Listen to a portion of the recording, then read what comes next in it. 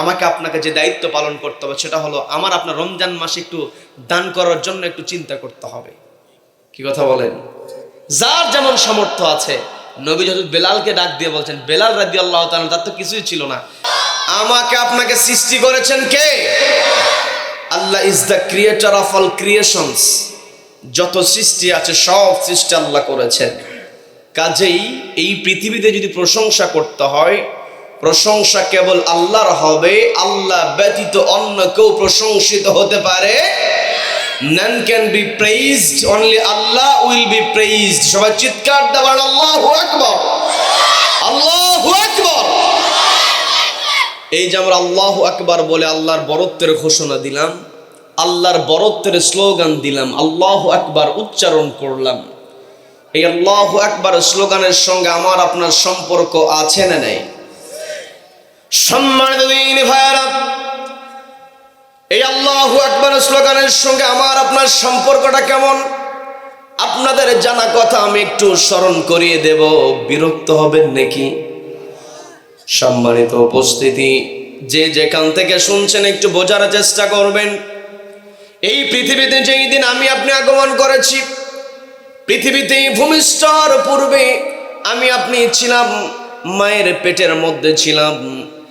মায়ের পেটের পূর্বেও আমরা ছিলাম সকলে একসাথে রূহের জগতে। কি কথা বলেন? রূহের জগতে আমরা ছিলাম। রূহের জগতে আল্লাহর কাছে আমরা স্বীকারোক্তি দিয়েছি। আল্লাহ আমাকে আপনাকে জিজ্ঞাসা করেছিলেন, আলাস্তু বিরাব্বিকুম, আমি কি তোমাদের প্রভু নই? আমরা সকলেই জবাব দিয়ে বলেছিলাম, ক্বালু বালা, অবশ্যই আল্লাহ আপনি হলেন আমাদের প্রভু। আমাদেরকে এই পৃথিবীতে পাঠিয়েছেন কে? সবাইকে বলতে পাঠিয়েছেন কে? আমি আপনি যেই দিন পৃথিবীতে আগমন করেছি, মায়ের পেট থেকে আমি আপনি পৃথিবীতে যখন এসেছি, মা সন্তানকে জন্ম দিতে গিয়ে মায়ের অনেক কষ্ট করতে হয়। মায়ের যন্ত্রণা সবকিছু মা ভুলে যায় যখন সন্তানের প্রথম কান্নাটা মায়ের কর্ণকুহরে প্রবেশ করে। কি কথা বলেন? কথা বলেন। প্রসবের তীব্র যন্ত্রণা মা ভুলে যায়। মা সন্তানকে জন্ম দিয়েছে, মা খুশি হয়ে গিয়েছে। কি কথা বলেন? শুধু মাই খুশি হয় না, পরিবারের সকল সদস্য নতুন মেহমানের আগমনে খুশি হয়ে যায়। শুধুমাত্র পরিবারে নতুন অতিথি হিসেবে ওই নবজাতক পৃথিবীতে আগমন করে না, গোটা দুনিয়াতে নবজাতককে অতিথি করে পাঠিয়ে দেন কে? সবাই একটু কষ্ট করে বলেন তো, কে পাঠিয়ে দেন? আল্লাহ যেই মেহমানকে পাঠালেন, সেই মেহমানকে কেমন করে স্বাগত জানাতে হবে সেটা আল্লাহ শিখিয়েছেন। কোথাও কোনো মেহমান হাজির হয়ে গেলে, অতিথি উপস্থিত হয়েছে, অতিথিকে যদি স্বাগত না জানানো হয়, অতিথিকে যদি ওয়েলকাম না করা হয়, অতিথি মন খারাপ করে। কি কথা বলেন? অতিথিকে স্বাগত জানাতে হয়, অতিথিকে ওয়েলকাম করতে হয়।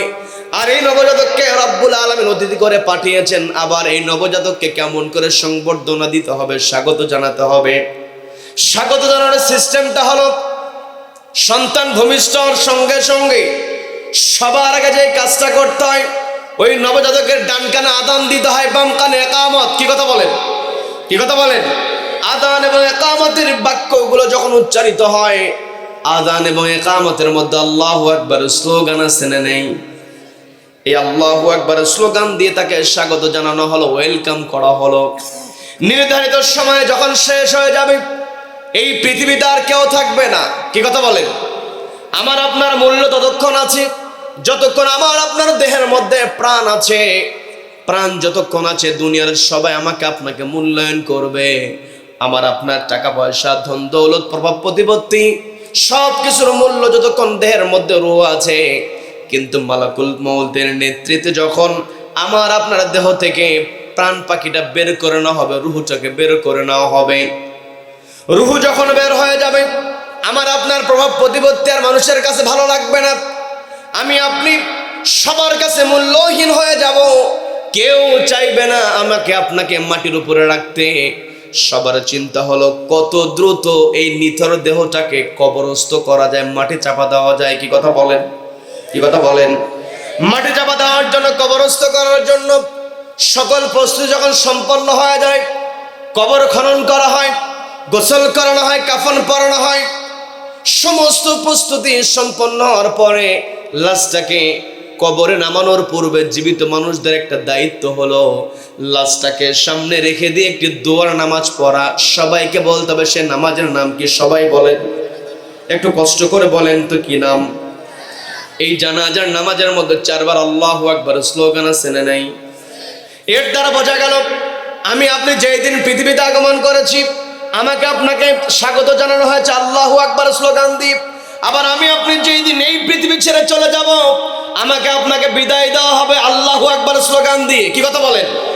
এর দ্বারা স্পষ্ট হয়ে যায় শুরুতে আমার আল্লাহু আকবার, শেষে আল্লাহু আকবার, মাঝখানে আমি আপনি যতদিন বেঁচে থাকবো আমার আপনার একটাই স্লোগান হবে নারে তাকবীর, নারে তাকবীর। এই আল্লাহু আকবারের স্লোগান যখন আমি আপনি দিব তখন আমাকে আপনাকে চলতে হবে একটি কিতাবকে সামনে রেখে। সবাইকে বলতে হবে সেই কিতাবের নাম কি? সবাইকে কষ্ট করবেন, কিতাবের নাম কি? এই কোরআনটা রব্বুল আলামিন আমাকে আপনাকে দিয়েছেন তিবিয়ানান লিকুল্লি শাই। আমার আপনার জীবনে যা যা দরকার সবকিছু আল্লাহ কোরআনে তুলে ধরেছেন। সমস্ত নীতি আল্লাহ কোরআনের মধ্যে ঢুকিয়ে দিয়েছেন। এই কোরআনের মধ্যে সবকিছু আল্লাহ ঢুকিয়েছেন, বিজ্ঞান ঢুকিয়েছেন। আল্লাহ রাব্বুল আলামিন কোরআনের মধ্যে সবকিছু তুলে ধরেছেন। মহাকাশের কথাও কোরআনের মধ্যে আছে না নাই? সবাইকে বলতে পারছে না নাই? সূরা ইয়াসিনের মধ্যে আল্লাহ স্পষ্ট করেছেন কুল্লু ফি ফালাকি ইয়াসবাহুন। বিস্তারিত সেই দিকে যাব না। আবার আমি আপনি মায়ের পেটের মধ্যে কেমন করে বড় হয়েছি আজকে বিজ্ঞানীরা দীর্ঘদিন গবেষণা করে যে ফলাফলটা দিয়ে দেয় রব্বুল আলামিন সেই ফলাফলটা কোরআনের মধ্যে তুলে ধরেছেন। বলেন না সুবহানাল্লাহ। আবার আমি আপনি সমাজে চলতে গেলে সমাজের মধ্যে একটা নীতির দরকার হয়। কি কথা বলেন? আমি আপনি যেখানেই যাব শুধু সমাজ দিয়ে নয়, এই যে আজকে মাহফিলের আয়োজন করা হয়েছে এই মাহফিলটাকে বাস্তবায়ন করতে গিয়ে কিন্তু একটা নিয়ম নীতিকে ফলো করতে হয়েছে। কি কথা বলেন? এই যে আমার ব্যবসায়ী ভাইয়েরা এখানে উদ্যোগ নিয়েছেন, যুব সমাজের ভাইয়েরা আছেন, মসজিদ কমিটির সবাই এখানে আছেন। এই জায়গাতে আমার ব্যবসায়ী ভাইয়েরা যত ছোট দোকানই হোক না কেন, যত ছোট দোকানই হোক আর যত বড় দোকানই হোক, দোকানটাকে কেমন করে পরিচালনা করবে একটা নীতি আছে না নাই? সবাইকে বলতে হবে নীতি আছে না নাই? আর আমাকে আপনাকে রব্বুল আলামিন পৃথিবীতে পাঠিয়েছেন। পৃথিবীর যত সৃষ্টি আছে প্রত্যেকটা সৃষ্টির মধ্যে রব্বুল আলামিন আমাকে আপনাকে শ্রেষ্ঠ বানিয়েছেন। বলেন না সুবহানাল্লাহ। রব্বুল আলামিন সুন্দর করে বলছেন ওয়ালাকাদ কাররামনা বনি আদম ওয়া হামালনাহুম ফিল বাররি ওয়াল বাহরি ওয়া রাযাকনাহুম মিনাত তাইয়্যিবাত।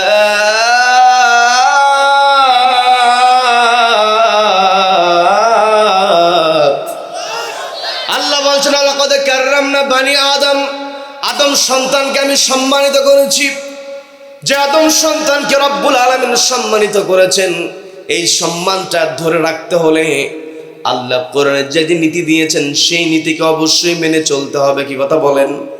কোরআনের মধ্যে যে নীতি আছে এই নীতির চাইতে শ্রেষ্ঠ নীতি পৃথিবীতে আর একটাও হতে পারে নাকি? সবাই একটু কষ্ট করে বলেন কোরআন নীতির চাইতে শ্রেষ্ঠ নীতি আর পৃথিবীতে আছে নাকি? আমার কথায় কি বিরক্ত হচ্ছেন আপনারা? আলোচনা চলবে তো? চলবে ইনশাআল্লাহ। কোরআন আল্লাহ যে নীতি দিয়েছেন এই নীতির চাইতে শ্রেষ্ঠ নীতি পৃথিবীতে আর একটাও হতে পারে। আমি আপনি শ্রেষ্ঠত্ব বোঝানোর জন্য ভাষা ব্যবহার করি, শব্দ প্রয়োগ করি। ইংরেজিতে শ্রেষ্ঠত্ব বোঝানোর জন্য আলাদা একটা টার্ম ব্যবহার করা হয়, সুপারলেটিভ ডিগ্রি ব্যবহার করা হয়। যারা একটু ইংরেজি বোঝেন তারা ভালো বুঝবেন, আমি আপনাদেরকে বুঝিয়ে দিই, সহজে বুঝতে পারবেন। Good, better, best. বেস্ট যখন বলা হয় এখানে আর বুঝতে হয় না যে সকলের চাইতে শ্রেষ্ঠ, এটা আর বলতে হয় না, এমনিতে বোঝা যায়। আবার বাংলাতে আমি আপনি যখন কোনো কিছুর শ্রেষ্ঠত্ব বোঝানোর চেষ্টা করি, যেমন আমি এখানে চেয়ারে বসে আছি, মোহতারামরা বসে আছেন। আগের দিনে রাজারা যে চেয়ারে বসতো, রাজার চেয়ারটাকে বলা হতো সিংহাসন। কি কথা বলে? সিংহাসন। এখন একটা রাজ্যের মধ্যে রাজার সিংহাসনের চাইতে শ্রেষ্ঠ সিংহাসন আর একটাও হতে পারে না, যার কারণে রাজার সিংহাসনকে বলা হতো রাজ সিংহাসন। কি কথা বলেন? আবার রাজা যেই প্রাসাদে বসবাস করে সেই প্রাসাদটা হলো শ্রেষ্ঠ প্রাসাদ। শ্রেষ্ঠ প্রাসাদ হওয়ার কারণে বলা হয় রাজপ্রাসাদ। আবার অনেক সময় আমরা বর্তমান প্রযুক্তির কল্যাণে দিন দিন তো সব তো উন্নত হচ্ছে, কিছু কিছু বিল্ডিং দেখার পরে মনের অজান্তে বের হয়ে যায়, হাই রে সুন্দর বিল্ডিং করেছে, একেবারে রাজপ্রাসাদের মতো, বলি কি বলি না? আচ্ছা, আবার যে মিস্ত্রি ভাইরা রাজপ্রাসাদ তৈরি করে তাদেরকে বলা হয় কি মিস্ত্রি বলেন? রাজমিস্ত্রি। তাহলে মিস্ত্রি শ্রেষ্ঠ হলে বলা হয় রাজমিস্ত্রি, প্রাসাদ শ্রেষ্ঠ হলেও বলা হয় রাজপ্রাসাদ, সিংহাসন শ্রেষ্ঠ হলে বলা হয় রাজসিংহাসন, নীতি শ্রেষ্ঠ হলে বলতে হবে রাজনীতি। কি কথা বলেন? কি কথা বলেন? আমি আপনাদেরকে বোঝানোর চেষ্টা করছি, এই পৃথিবীতে আল্লাহ আমাকে আপনাকে পাঠিয়েছেন, খামোখা পাঠায় নাই। কি কথা বলেন? আল্লাহ তো চাইলে কত সুন্দর সুন্দর সৃষ্টি আছে, কিছু কিছু সৃষ্টি দেখলে তাকিয়ে থাকতেই মন চায়, কিন্তু আল্লাহ তাদেরকে শ্রেষ্ঠ করলেন না, শ্রেষ্ঠ করেছেন আমাদেরকে শ্রেষ্ঠ করার কারণ আছে না নেই? সবাইকে বলতে হবে কারণ আছে না নেই? রব্বুল আলামিন সুন্দর করে বলছেন, ওয়ামা খালাকতুল জিন্না ওয়াল ইনসা ইল্লা লিয়াবুদুন।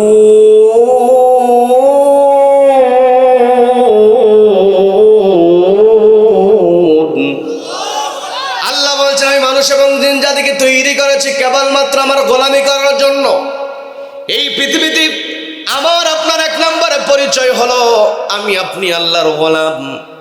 আল্লাহর গোলামি যদি আমি আপনি করতে চাই, কোরআনটাকে মেনে চলতে হবে, কোরআনের নীতিকে আমার আপনার জীবনে বাস্তবায়ন করতে হবে। এই কোরআনে আল্লাহ যে নীতি দিয়েছেন, এই নীতিকে শুধুমাত্র ব্যক্তিগত জীবনের জন্য আল্লাহ দেন নাই। আল্লাহ আমার আপনার পৃথিবীতে পাঠানোর ব্যাপারে ফেরেশতাদেরকে আল্লাহ ডাক দিয়ে বলছেন, আমার ফেরেশতারা ইন্নী জাইলুন ফিল আরদি খলিফা। আল্লাহ বলছেন আমার ফেরেশতারা নিশ্চয় পৃথিবীতে আমি আমার প্রতিনিধি পাঠাবো, খলিফা পাঠাবো। বোঝার চেষ্টা করেন, এই জায়গাতে আল্লাহ শব্দ ব্যবহার করেছেন খলিফা, তার মানে আমাদের পরিচয়টা আল্লাহ ফেরেশতার সঙ্গে শেয়ার করেছেন, আমরা হলাম একজনের খলিফা। তিনি কে? সবাইকে বলতে হবে তিনি কে? আমার আপনার পরিচয় আমি আপনি আল্লাহর গোলাম। এই পরিচয়টুকুতে আমি আপনি থেমে যাই, এই জায়গায় থামার কোনো সুযোগ নাই।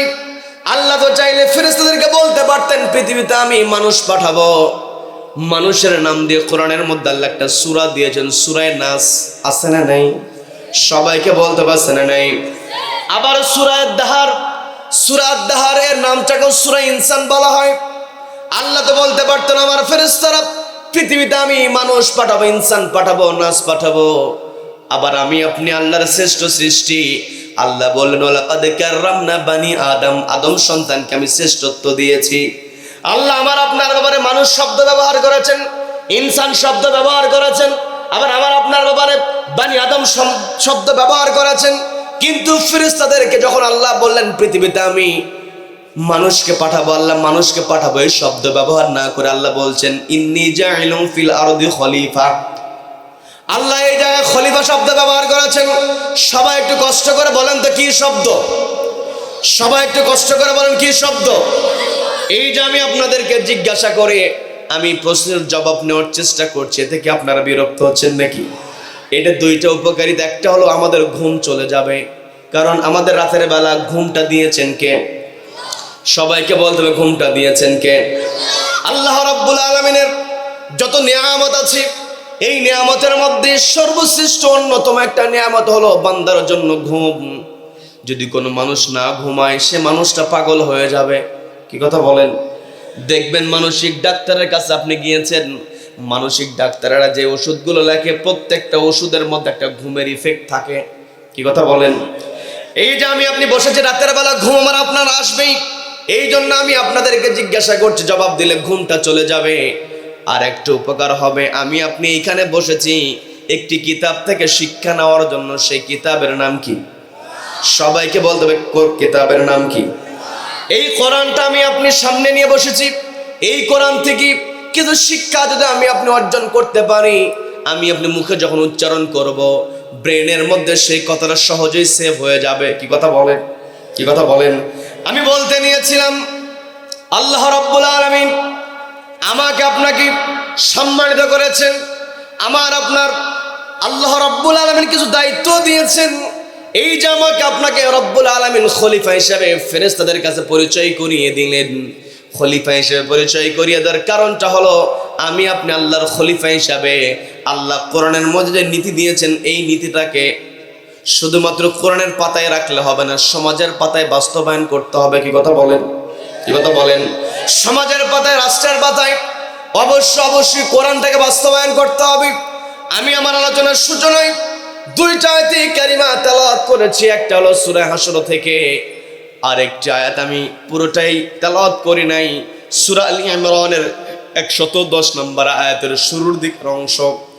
আল্লাহ রাব্বুল আলামিন আমাকে আপনাকে ডাক দিয়ে বলছেন, কুনতুম খায়রা উম্মাতিন উখরিজাত লিন-নাসি তা'মুরুনা বিল মা'রুফি ওয়া তানহাউনা আনিল মুনকারি ওয়া তু'মিনুনা বিল্লাহ।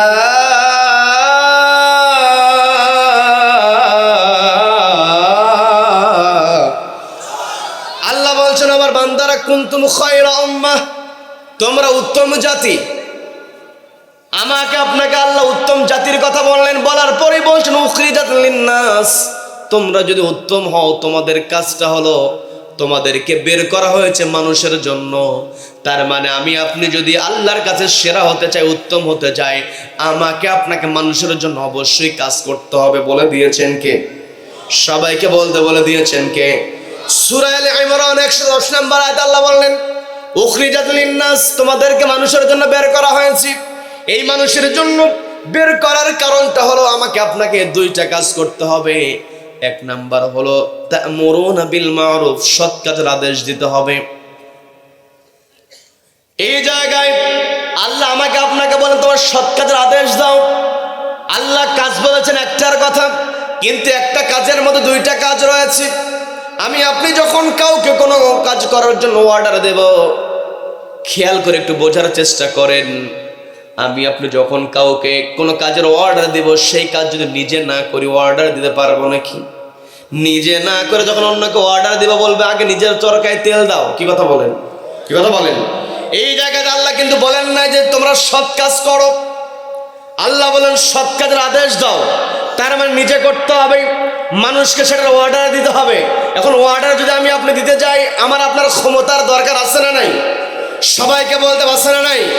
আবার আল্লাহ রাব্বুল আলামিন আমাকে আপনাকে দ্বিতীয় নম্বরে যে কথাটা বললেন, ওয়া তানহাউনা আনিল মুনকার, অসৎ কাজে বাধা প্রদান করো। যেখানে খারাপ কাজ হবে সেখানে বাধা দিতে হবে, নিজেকে খারাপ কাজ থেকে দূরে থাকতে হবে। আর যেখানেই খারাপ কাজ আছে সেখানে বাধা দিতে হবে। কি কথা বলেন? কি কথা বলেন? তা আমার দেশে খারাপ কাজ আছে না নাই? কম না বেশি? আমার দেশে চোর বেশি না মানুষ বেশি? বলেন। তাহলে মানুষ বেশি, অনেকে চোর বেশিও বলে। তাহলে কোন দিকে যাবো এখন? আচ্ছা, মানুষ বেশি, ঠিক আছে, চোর তো কম। কারণ এলাকায় চোখ বলে দেখা যায় কয়জন আর চোর আছে খুঁজে পাওয়া যায় না। তবে মানুষ বেশি হলেও ওই মানুষগুলো চোরকে দেখে ভয় পায়। কথা বলেন? মানুষ বেশি কিন্তু চোরকে দেখে ভয় পাওয়া মানুষ বেশি। কি কথা বলেন? কথা বলেন? চোরকে দেখে আবার ছেঁচড়া চোর যদি হয় তখন আবার ভয় করে না, তখন সাহস বেড়ে যায়। যার জীবনে কোথাও দাঁড়ানোর সাহস নাই, কাউকে আঘাত করার সাহস নাই, ও যখন দেখে যে মানুষ জটলা হয়েছে, কি কারণ? বলে ওখানে মুরগি চোর ধরা পড়েছে, জুতা চোর ধরা পড়েছে, ও চিন্তা করেছে সারা জীবন তো কাউকে মারতে পারি না, ওই সাহস তো আমার হয় নাই, আজকে একখান সুযোগ পাইছি। ওই ভীতু মানুষরাও পর্যন্ত মুরগি চোরকে দুটো থাপ্পড় মারে। কি কথা বলেন? কিন্তু কলমের খোঁচা দিয়া লক্ষ লক্ষ টাকা আত্মসাৎ করে এমন চোর আমার দেশে আছে না নাই? ওই সমস্ত চোর যখন আমার আপনার সামনে চলে আসে, আমি আপনি গণধলাই দেওয়া তো দূরের কথা, সালাম দিতে দিতে আমার আপনার হুঁশ থাকে না। কি কথা বলেন? আল্লাহ বললেন ওয়াতানহাউনা আনিল মুনকার, অসৎ কাজে বাধা প্রদান করো।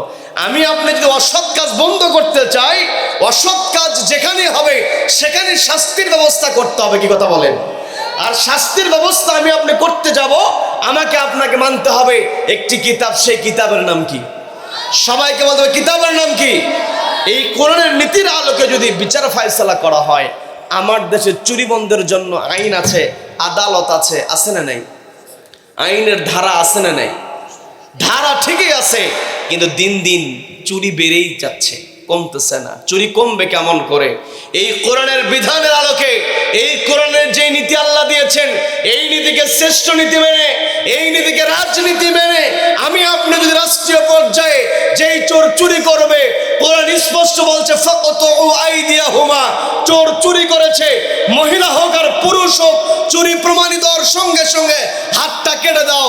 যে অফিসার কলমের খোঁচা দিয়া লক্ষ লক্ষ টাকা আত্মসাৎ করবে, ওই চোর অফিসারের চুরি প্রমাণিত হলে, অপরাধ প্রমাণিত হলে, ওই সুপ্রিম কোর্টের সামনে কিংবা হাইকোর্টের সামনে যদি একটা চোর অফিসারের হাত কেটে দেওয়া হতো, দেশের বাকি অফিসারগুলো সবাই ভালো হয়ে যেত।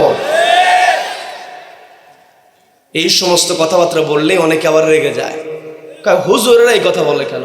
হুজুরের দায়িত্ব হলো আজান দিবে আর নামাজ পড়াবে, কোরআন তেলাওয়াত করবে, হুজুর এই কথা বলে কেন? এমন কথা বলার লোক আছে না নাই? আছে না নাই? গাইবান্ধার মানুষ আপনারা সহজ সরল মানুষ, আবাদ করে, সবজির আবাদ আছে, সুন্দর সুন্দর লাউ। বিরক্ত হচ্ছেন আমার কথায়? বিরক্ত হচ্ছেন? আলোচনা চলবে, চলবে কতক্ষণ? সারা রাত চলবে, সারা রাত চলবে। বক্তা মরবে, বক্তা মরুক আর বাঁচুক, কোরআনের কথা শুধুমাত্র সারা রাত হবে না। যতদিন পর্যন্ত পূর্ব দিগন্তে সূর্য উদিত হয়ে পশ্চিম আকাশে অস্ত যাবে, ততদিন পর্যন্ত কোরআনের কথা হবে। কোন কোরআন বিদ্বেষী কোরআনকে থামাতে পারবে না। এই সমস্ত চাঁদাবাজদেরকে কেমন করে থামাতে হবে? কোরআনের মধ্যে বিধান ঢুকিয়ে দিয়েছেন কে? সবাইকে বলতে হবে বিধান ঢুকিয়ে দিয়েছেন কে? আজকে আমি আপনি কোরআনের প্রকৃত অর্থ বুঝি না, আমার আপনার পরিচয় তো বুঝি না। আমি আপনি পরিচয় কোনটা দেই? যে আমি আপনি আল্লাহর গোলাম। কিন্তু আমার আপনার দুই নম্বর যে পরিচয়, দ্বিতীয় নম্বরে যে পরিচয়টা কোরআন থেকে বোঝা যায়, আল্লাহ স্পষ্ট বলছেন ইন্নী জাইলুম ফিল আরদি খলিফা, জমিনে আমি আমার খলিফা পাঠাবো। ফেরেশতাদেরকে আল্লাহ বললেন খলিফা হিসেবে আমার আপনার দায়িত্ব হলো যেখানে অন্যায় হবে সেখানে অন্যায়টাকে থামানোর জন্য কোরআনের বিধান দিয়ে বিচার করতে হবে। যেই সমস্ত চাঁদাবাজেরা চাঁদাবাজি করবে, ওই সমস্ত চাঁদাবাজদেরকে কেমন শাস্তি দিতে হবে আল্লাহ স্পষ্ট বলে দিয়েছেন পবিত্র কোরআনের 5 নম্বর সূরা মাইদার 33 নম্বর আয়াত। আল্লাহ স্পষ্ট বলছেন জমিনে যারা ফাসাদ তৈরি করবে, এই জমিনে যারা মানুষের উপর জুলুম করবে, মানুষের কাছ থেকে যারা আত্মসাৎ করবে, ওই সমস্ত জুলুমবাজদের জুলুম থামানোর জন্য তাদের এক হাত এক পা কেটে দাও। কোরআনে বিধান আছে না নাই? আছে না নাই? কোরআনটা হলো নীতির কিতাব। এই কোরআনের নীতির আলোকে যেই সমস্ত চাঁদাবাজেরা চাঁদাবাজি করবে, একটা চাঁদাবাজকে যদি একটা চাঁদাবাজের চাঁদাবাজি প্রমাণ হওয়ার পরে একটা চাঁদাবাজকে যদি ওই বাইতুল মাকারমের সামনে যদি তার হাত পা কেটে দেওয়া হতো, দেশের বাকি চাঁদাবাজগুলো এক রাতের মধ্যে আল্লাহ হয়ে যেত। এই সমস্ত কথাবার্তা বললেই হুজুরেরা খারাপ, হুজুরদের বিরুদ্ধে কথা বলে, কিন্তু কথা বলে লাভ নাই। আমার আপনার নবী বিশ্ব নবী জনাবে মুহাম্মদুর রাসূলুল্লাহ সাল্লাল্লাহু আলাইহি ওয়াসাল্লাম, যিনি ছিলেন সর্বশ্রেষ্ঠ, যাকে আমাদের আদর্শের কথা আল্লাহ বলে দিলেন লাকাদ কানা লাকুম ফি রাসূলিল্লাহি উসওয়াতুন হাসানা। নবীজি হলেন আমাদের জন্য উত্তম আদর্শ। সেই নবীজি কেউ পর্যন্ত গালি শুনতে হয়েছে। নবীজি যখন বলেছিলেন লা ইলাহা ইল্লাল্লাহ, আল্লাহর বিধান ছাড়া আর কোনো বিধান চলতে পারে না, নবীজির বিরুদ্ধে ষড়যন্ত্র হয়েছিল। কিন্তু দিন শেষে নবীজির বিরুদ্ধে যারা ষড়যন্ত্র করেছিল তারাই পরাস্ত হয়েছে। কি কথা বলেন? নবীজিকে সবচাইতে বেশি কষ্ট দিয়েছে আবু জেহেল। কি কথা বলেন? আবু জেহেল নবীজিকে কষ্ট দিয়েছে। আবু জেহেল তো নেতা ছিল, ও তো ছোটখাটো নেতা ছিল না, ও ছিল নেতাদেরও নেতা। কি কথা বলেন? বড় নেতা ছিল।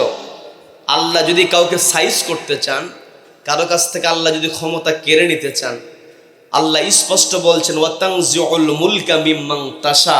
আল্লাহ যার কাছ থেকে ইচ্ছা মুহূর্তের মধ্যে আল্লাহ ক্ষমতা কেড়ে নিতে পারেন। ক্ষমতা কেড়ে নেওয়ার জন্য আল্লাহর বড় কোনো শক্তির প্রয়োগ করতে হয় না। কি কথা বলেন? কথা বলেন? যুগে যুগে আমি আপনি যদি ইতিহাসের দিকে তাকাই, তাহলে লক্ষ্য করে দেখা যায় আমাদের জাতির পিতা ইব্রাহিম আলাইহিস সালাতু ওয়াস সালামের সঙ্গে জুলুম করেছিল ইব্রাহিম আলাইহিস সালাতু ওয়াস সালামকে কষ্ট দিয়েছিল, নমরুদ যখন তার কষ্টের সীমা বাড়িয়ে দিল, এমনকি আমাদের জাতির পিতাকে অগ্নিকুণ্ডে নিক্ষেপ যখন করেছে, রব্বুল আলামিন ওই নমরুদকে দুনিয়া থেকে বিদায় করার জন্য ওয়াতানজিউল মুলকা মিম্মান তাশা, আল্লাহ যার কাছ থেকে ইচ্ছা ক্ষমতা কেড়ে নিতে পারেন, ওই নমরুদের ক্ষমতা কেড়ে নেওয়ার জন্য আল্লাহ বড় কোনো শক্তি পাঠান নাই, পাঠিয়েছিলেন ছোট্ট একটা মশা, তাও আবার ল্যাংড়া। কি কথা বলেন? নবীজিকে কষ্ট দিয়েছে আবু জেহেল, বদরের প্রান্তরে আল্লাহ তো চাইলে বড় কোনো যোদ্ধা দিয়া আবু জেহেলকে আল্লাহ সাইজ করতে পারতেন, কিন্তু আল্লাহ রাব্বুল আলামিন বড় যোদ্ধা দিয়ে আবু জেহেলকে সাইজ করেন নাই, ছোট্ট দুইজন বালক মাআজ এবং মুআওয়াজকে দিয়ে আবু জেহেলকে আল্লাহ শায়েস্তা করেছেন। কি কথা বলেন?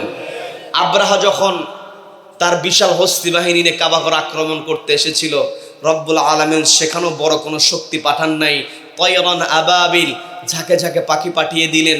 ওই পাখিদের ঠোঁটে পায়ে ছিল ছোট ছোট মটর দানার মতো পাথরকুচি, উপর থেকে ছেড়ে দেওয়া হয়েছে, মুহূর্তের মধ্যে বিশাল হস্তি বাহিনী চিবানো ঘাসের মতো হয়ে গেছে। বলেন আল্লাহু আকবার। তার মানে ইতিহাস থেকে আমরা দেখতে পাই, কেউ যদি তাকাব্বুরি করে, অহংকার করে, নিজেকে বড় মনে করে, মানুষের উপরে জুলুম করে, ওই জালিমকে শায়েস্তা করতে আল্লাহর বড় শক্তির প্রয়োজন হয় না। আবু জেহেল ছোট দুই বালকের কাছে নাস্তানাবুদ, নমরুদ মশার কাছে নাস্তানাবুদ, আব্রাহার বাহিনী ছোট্ট ছোট্ট পাখিদের কাছে নাস্তানাবুদ, এমনকি যেই ফেরাউন এত ত্রাস কায়েম করেছিল, ওই ফেরাউনকে আল্লাহ পানির কাছে নাস্তানাবুদ করে দিয়েছেন। কি কথা বলেন? এগুলোতে ইতিহাস, আমরাও তো ইতিহাসের সাক্ষী হয়েছি। নিজের চেয়ারটাকে টিকিয়ে রাখার জন্য প্রত্যেকটা জায়গায় নিজের পছন্দের লোককে বসিয়েছিল, কিন্তু নিজের পছন্দের লোক বসানোর পরও রব্বুল আলামিন এমন পরিকল্পনা করলেন, বড় কোনো দলকে সামনের কাতারে দেন নাই, ও সশস্ত্রধারী কোনো ইউনিটকে আল্লাহ সামনের কাতারে দেন নাই, নিরস্ত্র ছাত্র জনতাকে আল্লাহ এমন করে সামনের কাতারে দিয়ে দিলেন, মুহূর্তের মধ্যে পালাতে বাধ্য হয়েছে।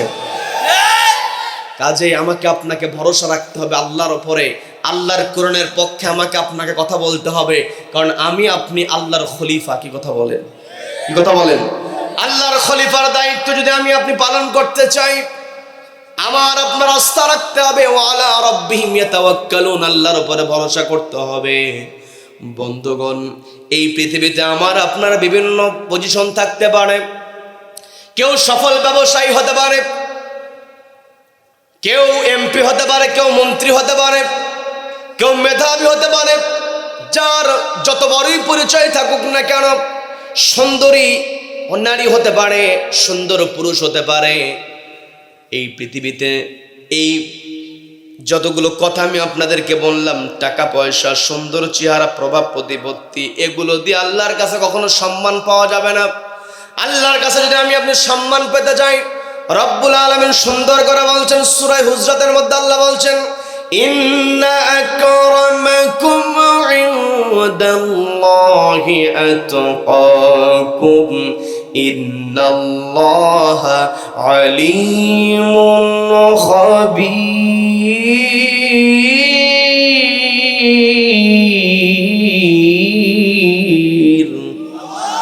আল্লাহ বলছেন, ইন্না আকরামাকুম, আমার বান্দারা, তোমাদের মধ্যে নিশ্চয়ই তারাই আমার কাছে সম্মানিত, ইনদাল্লাহ, আমি আল্লাহ আমার কাছে সম্মানিত, আতকাকুম, যাদের তাকওয়া যত বেশি হবে।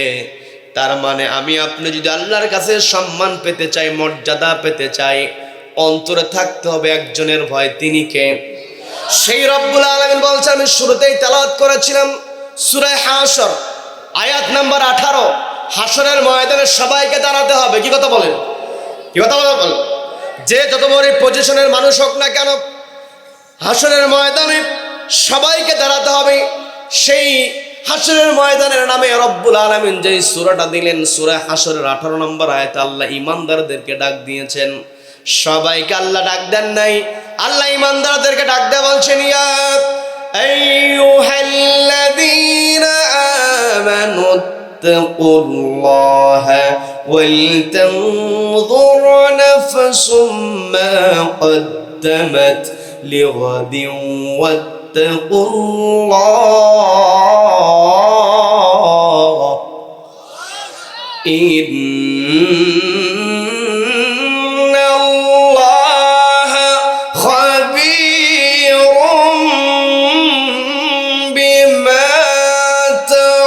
মালুন।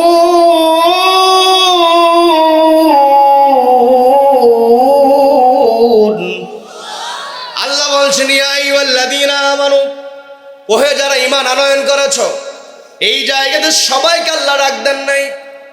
আল্লাহ রাব্বুল আলামিন কোরআনের কোন জায়গায় নাস বলে সম্বোধন করেছেন, কোন জায়গায় কাফেরদেরকেও আল্লাহ সম্বোধন করেছেন।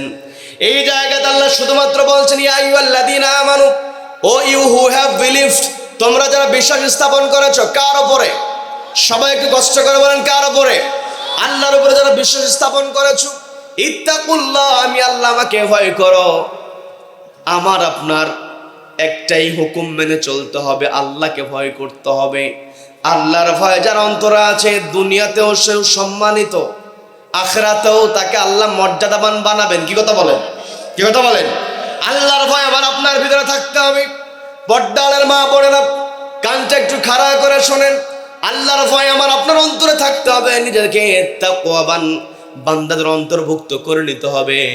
আমি আপনি যদি তাকওয়াবান হতে চাই, আমাকে আপনাকে সম্পর্ক রাখতে হবে একটি কিতাবের সঙ্গে। সবাইকে বলতে হবে কিতাবের নাম কি? এই কোরআনের সঙ্গে সম্পর্ক রাখলে আমার আপনার সম্মান বেড়ে যায়। এই কোরআনের স্পর্শ যেখানেই লেগেছে সেখানেই সম্মান আছে না নাই? এই কোরআন যেই রাতে অবতীর্ণ হলো, সেই রাতটা সম্মানিত হয়েছে লাইলাতুল কদর। কি কথা বলেন? যেই মাসে অবতীর্ণ হয়েছে সেই মাস সম্মানিত হয়েছে রমাদান মাস। আবার দেখবেন এই কোরআন আমি আপনি ঢেকে রাখার জন্য কাপড়ের ছোট্ট টুকরা দিয়ে গিলাফ বানাই। যদি আমি আপনি যেই গিলাফ দিয়ে কোরআনটা ঢেকে রাখি, এই যে গরমের দিন শুরু হয়েছে, কোরআন পড়তে গিয়ে গিলাফ থেকে কোরআনটা বের করলাম, টেবিলের উপরে রাখার পরে ফ্যানের বাতাসে হয়তো উড়ে ওই গিলাফটা মাটিতে পড়েছে। এটা যখন কারো নজরে চলে আসবে, সে দুনিয়ার সমস্ত কাজ ফেলে দিয়ে দ্রুত গিয়ে ওই ছোট্ট কাপড়ের টুকরাটাকে মাটি থেকে উঠিয়ে চুমুকে বুকের মধ্যে জড়িয়ে ধরে। কথা বলেন? কি কথা বলেন? এর দ্বারা বলে যায় কোরআনের স্পর্শ যার সঙ্গী হবে সে সম্মানিত হবে। কি কথা বলেন? এই জন্য আমাকে আপনাকে কোরআনের সঙ্গে সম্পর্ক রাখতে হবে। আর আমি আপনি কোরআনের সঙ্গে যখন সম্পর্ক রাখবো, এই যে আমার আপনার সামনে মাঝখানে আর একটা দিন, আমার আপনার সামনে যেই মাসটা হাজির হচ্ছে, সেই মাসটাও সম্মানিত হয়েছে। সবাইকে বলতে মাসটার নাম কি? সবাইকে বলতে মাসটার নাম কি? রমাদানকে বলা হয় কোরআনের মাস, রমাদানকে আরেকটি মাস বলা হয় তাকওয়ার মাস। কি কথা বলেন? কথা বলেন? তার মানে আমাকে আপনাকে তাকওয়াবান হতে হবে।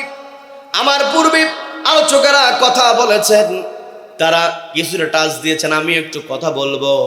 ও আমার পর্দালের মা বোনেরা, একটু বোঝার চেষ্টা করবেন। মা বোনেরা মাহফিলে আসে এতে খুশি না বেজার? সবাই বলেন খুশি না বেজার? মা বোনেরা মাহফিলে আসলে অনেকে আবার বিভিন্ন কথা বলে, সমালোচনা করে। দেখবেন যেই ব্যক্তির সমালোচনা করে, তার বউ মার্কেটে যাবে, স্বামীকে সঙ্গে নেয় না, একাকি মার্কেটে চলে যায়। আছে না নাই? আছে না নাই? মাহফিলে আসলে সমালোচনা, চাকরিতে পাঠালে সমালোচনা নাই, মাহফিলে আসলে সমালোচনা করে। কন্যাকে ইউনিভার্সিটিতে পড়ায়, মেসে রেখে পড়াশোনা করায়, সেখানে আপত্তি করে না। কিন্তু মাহফিলে মা বোনরা যখন কোরআন থেকে শিক্ষা নিতে আসে, সেখানে সমালোচনা, যত সমালোচনাই হোক, মা বোনদেরকে অবশ্যই শিক্ষা অর্জন করতে হবে। কথা বলেন ঠিক কিনা? মা যদি সচেতন হয়, সন্তান সচেতন, মা যদি তাকওয়াবান হয়, ওই মায়ের সন্তান সহজেই তাকওয়াবান হবে। কি কথা বলেন? রমজান মাসে মা যদি আল্লাহর সন্তুষ্টির জন্য সচেতন হয়ে যায়, সেই মাকে দেখে ছোট্ট সন্তানও সচেতন হয়ে যায়। মা রোজা রাখে, সেহরিতে ওঠে, ছোট্ট বাচ্চা 7 বছর 8 বছর মায়ের সঙ্গে জেদ ধরে, মা আমিও তোমার সঙ্গে রোজা রাখবো। জেদ ধরে কি ধরে না? সবাইকে বলতে হবে ধরে কি ধরে না? মা কোরআন খুলে বসে আছে, মা কোরআন পড়ছি। ছোট্ট মানুষ কোরআন পড়তে পারে না। 2 বছর 2.5 বছরের বাচ্চা, 3 বছর 4 বছরের বাচ্চা কোরআনটা পড়তে পারে না। মা যখন ঠোঁটটা নাড়িয়ে নাড়িয়ে কোরআন পড়ে, ওই ছোট্ট বাচ্চা কিছু বলতে না পারলেও মা ঠোঁট নাড়ায়, নিজেও ঠোঁট নাড়ায়। পড়তে পারুক আর না পারুক, নাড়ায় কি নাড়ায় না? সবাইকে বলতে হবে নাড়ায় কি নাড়ায় না? এই জন্য মা আপনাকে দৃষ্টি আকর্ষণ করে বলছে, রমজান মাস এসেছে। এই রমজান মাসটা হলো গুনাহ মাফের মাস। কি কথা বলেন? এই রমজান মাসে আমাকে আপনাকে অবশ্যই গুনাহ থেকে আল্লাহর কাছে ক্ষমা চাইতে হবে। ক্ষমা চাইলে আল্লাহ খুশি হয়ে যায়। বলেন না সুবহানাল্লাহ, সুবহানাল্লাহ। আল্লাহ দেখেন কেমন করে ক্ষমা করেন। আমার কথায় বিরক্ত হচ্ছেন নাকি? বিরক্ত হচ্ছেন নাকি? আল্লাহ ক্ষমার সিস্টেমটা দেখেন। দুনিয়াতে কোনো আসামিকে গ্রেফতার করা হয়েছে, আসামির সাজা হয়েছে, এরপর সাজার পরে তাকে জেলখানা থেকে ছেড়ে দেওয়া হয়েছে। 10 বছর পরে যাওয়ার পরে জেলখানার যে ভলিউম বুকটা আছে, ওই ভলিউম বুকের মধ্যে যেখানে অপরাধীদের তালিকা, যতই সাজা প্রাপ্ত হোক না কেন, ওই তালিকার মধ্যে সাজাপ্রাপ্ত, সাজা খেটে বের হয়েছে সেই আসামিরও নাম আছে। কি কথা বলেন? কথা বলেন। সাজা পেয়েছে তারপরেও নাম আছে। কিন্তু আমার আপনার মহান রব, যেই রব্বুল আলামিন আমার আপনার প্রতি দয়া করেছেন, মায়া করেছেন, সেই রব্বুল আলামিন বান্দা কেমন করে ক্ষমা করে দেন। বান্দা যখন আল্লাহর কাছে ক্ষমা চাইবে, যদি কায়মনা বাক্যে আল্লাহর কাছে ক্ষমা চাইতে পারে, রব্বুল আলামিন ওই বান্দার জিন্দেগির গুনাহগুলো মাফ করে দেন এবং গুনাহগার বান্দাদের তালিকার মধ্য থেকে আল্লাহর নামটা কেটে দেন। বলেন না সুবহানাল্লাহ। আবার কোন কোন ক্ষেত্রে আল্লাহ এমনটা করেন, বান্দা এমন করে আল্লাহর কাছে কান্নাকারি করেছি, আল্লাহর শুকরিয়া জ্ঞাপন করেছি, রব্বুল আলামিন এমন খুশি হয়ে যায়, রব্বুল আলামিন তার গুনাহগুলোকে সওয়াবে রূপান্তরিত করে দেয়। বলেন না সুবহানাল্লাহ। এই জন্য আমাকে আপনাকে সচেতন হতে হবে, আমাকে আপনাকে অবশ্যই তওবা করতে হবে, ফিরে আসতে হবে। আমার আপনার কায়মনা বাক্যে যদি আমি আপনি আল্লাহকে ডাকতে পারি, রব্বুল আলামিন আমার আপনার জন্য যেই জিনিসটা অবাস্তব মনে হবে সেটাও আল্লাহ সংগঠিত করে দেন। বলেন না সুবহানাল্লাহ।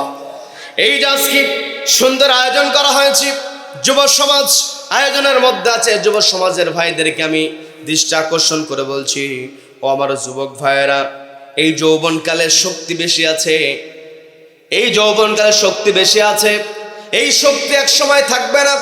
আমার পাশে মুরব্বী বসে আছেন, তিনি একটা সময় সুঠাম দেহের অধিকারী ছিলেন। আমার সামনে অনেক মুরব্বীরা বসে আছেন, একাই 2 মণের বস্তা কাঁধের উপরে নিয়ে বাড়ি থেকে বের হয়ে চলে গিয়েছে বাজারের মধ্যে। শক্তি ছিল, আজকে ওই বৃদ্ধ একাকে বিছানা থেকে উঠতে পারে না, অন্যজন ধরে উঠায়। কি কথা বলেন? কি কথা বলেন? ও আমার যুবক ভাইয়ের, একটু বোঝার চেষ্টা করেন, আপনাদের দৃষ্টি আকর্ষণ করা বলছি, নিজেকে গঠন করেন। নবীজি যুবকদের ব্যাপারে কত সুন্দর কথা বলেছেন, ওয়াশাবুন নাশা ফি ইবাদাতিল্লাহ, যেই যুবক যৌবনকালে ইবাদত করবে, রব্বুল আলামিন কিয়ামতের কঠিন ময়দানে আরশের নিচে তাকে জায়গা করে দেবেন। বলেন না সুবহানাল্লাহ। যুবক ভাইয়েরা, এই বয়সটাতে আল্লাহর কাছে বেশি বেশি ক্ষমা চাইতে হবে, এই বয়সটাতে নিজেকে অপরাধ থেকে দূরে সরিয়ে রাখতে হবে। আমি আপনাদেরকে একটা কথা বলবো, যুবকেরা যদি আল্লাহর কাছে দিল থেকে ক্ষমা চাইতে পারে, রব্বুল আলামিন সেই দরখাস্তটা দ্রুত কবুল করে নেন। বলেন না সুবহানাল্লাহ। হযরত ওমর রাদিয়াল্লাহু তাআলা আনহু, আমরা সকলেই নাম শুনেছি হযরত ওমর রাদিয়াল্লাহু তাআলা আনহু। তিনি একদিন রাস্তা দিয়ে যাচ্ছিলেন, হযরত ওমর রাদিয়াল্লাহু তাআলার সামনে দিয়ে একটা যুবক যাচ্ছিল। খেয়াল করে দেখবেন, যুবক যখন হযরত ওমরকে দেখেছেন, হযরত ওমরকে দেখার সঙ্গে সঙ্গে হাতের মধ্যে যে বোতলটা ছিল, বোতলটা তার জামার মধ্যে দ্রুত লুকায়ে ফেলেছে। হযরত ওমর রাদিয়াল্লাহু তাআলা লক্ষ্য করেছেন, যুবক আমাকে দেখি তার আস্তিনের মধ্যে কি যেন লুকিয়ে ফেলল। হযরত ওমর ডাক দিয়েছেন। হযরত ওমর যখন ডাক দিয়েছেন, ওই যুবকের বুকের মধ্যে থরথর কাঁপুনি, কারণ হযরত ওমর ছিলেন আল্লাহর বিধান মানার ক্ষেত্রে সবচাইতে কঠোর। এই যে আজকে জুমার দিনে দ্বিতীয় খুতবার মধ্যে ইমাম সাহেব বলেছেন, ওয়া আশাদ্দু ফি আমরিল্লাহি ওমর, নাম আছে না নাই? ওয়া আশাদ্দু ফি আমরিল্লাহি ওমর রাদিয়াল্লাহু আনহু।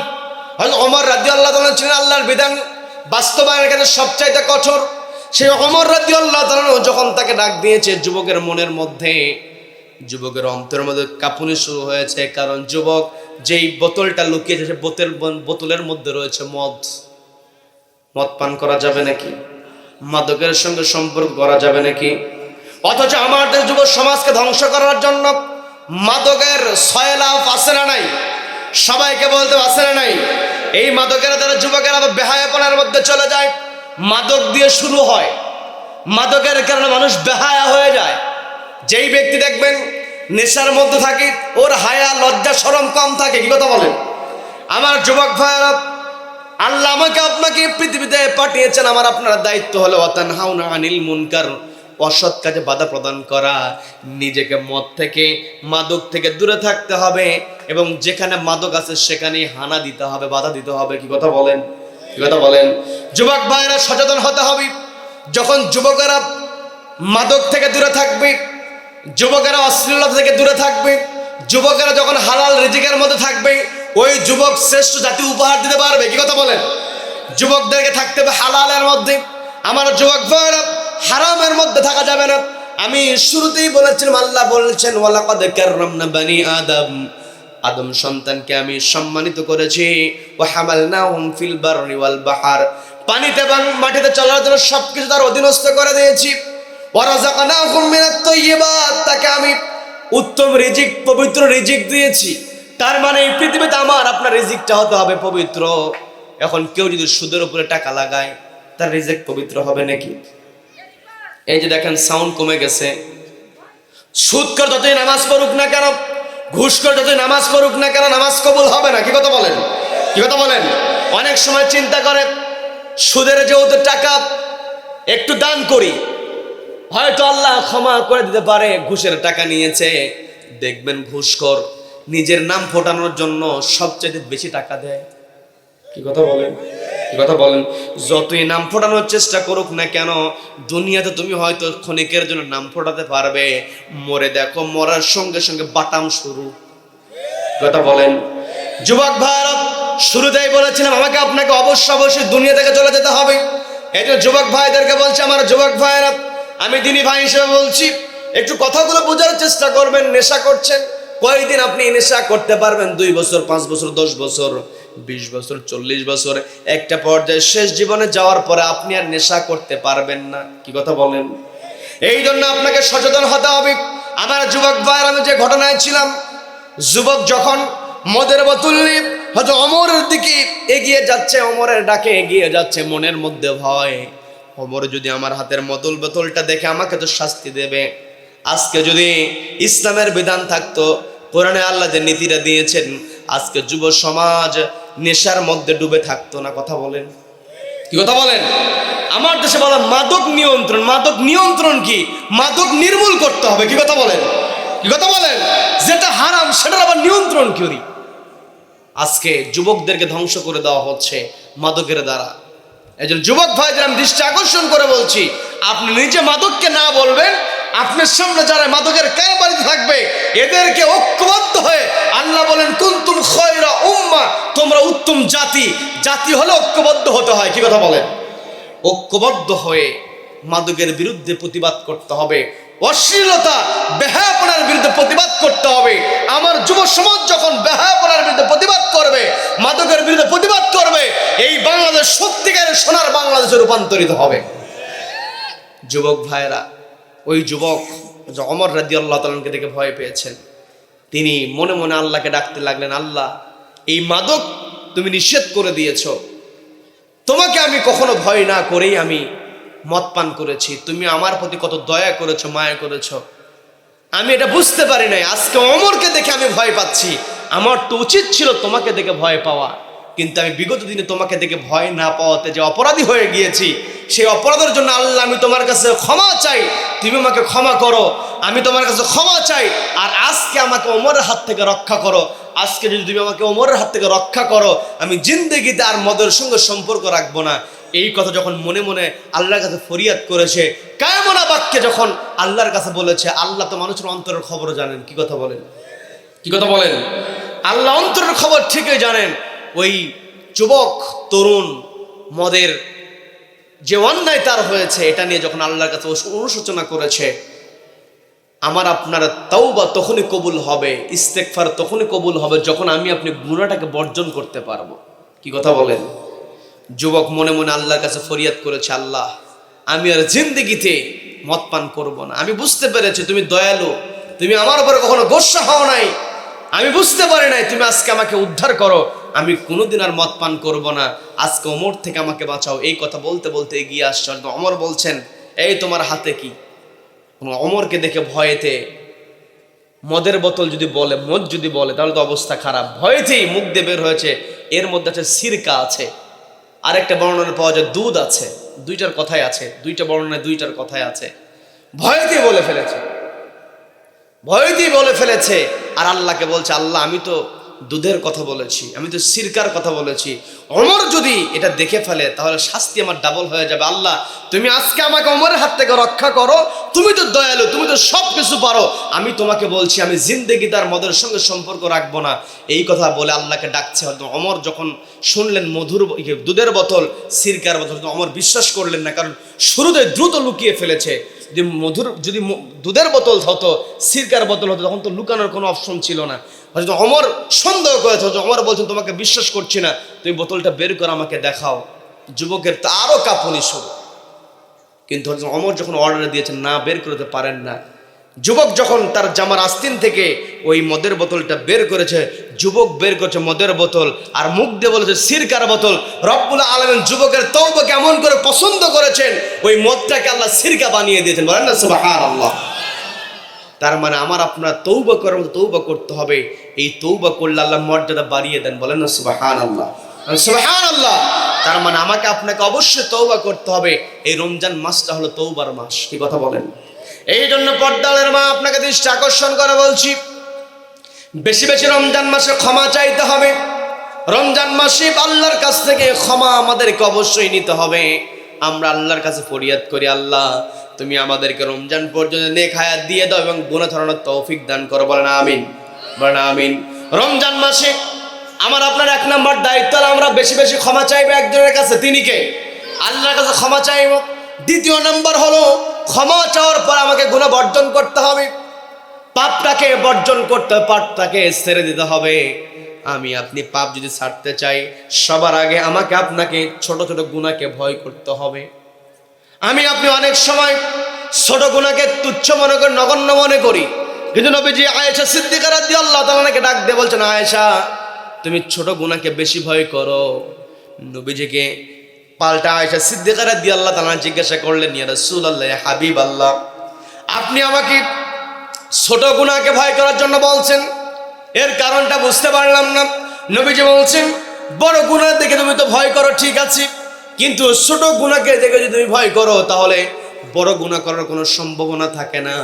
আর যদি তুমি ছোট গুনাহকে তুচ্ছ মনে করে ছোট্ট গুনাহ করতে থাকো, বড় গুনাহ করার সম্ভাবনা দ্বার উন্মোচিত হয়ে যায়। এই জন্য আমার আপনার সব সময় ছোট গুনাহকে ভয় করতে হবে। কি কথা বলেন? কথা বলেন। অনেক সময় দেখা যায় আজকে আমি আপনি অপরাধী হওয়ার কারণে জবানের হেফাজত করতে পারি না। অনেক সময় একজন বন্ধু আরেকজন বন্ধুকে ডাক দেয়, অমুকের বাচ্চা এইদিকে আয়, বলে না? বলে না? বন্ধু বান্ধব খুব সম্পর্ক ভালো, বসে আছে, এই অমুকের বাচ্চা এইদিকে আয়, বলে না? বাপ মা তুলে গালিগালাজ করে, কষ্ট লাগে। এই যে আমি আপনি আমার আপনার মুখের যে জবানের হেফাজত করছি না, জবানটাকে ধ্বংস করে দিচ্ছি। মা ইয়ালফিযু মিন কাওলিন ইল্লা লাদাইহি রাকীবুন আতীদ। সমস্ত লফজ, প্রত্যেকটা শব্দ লিপিবদ্ধ হচ্ছে কিরামান কাতিবিনা ইয়ালামুনা মা তাফআলুন। আমি আপনি যা কিছু করছি, যা কিছু বলছি, সব কিছু লিপিবদ্ধ হচ্ছে।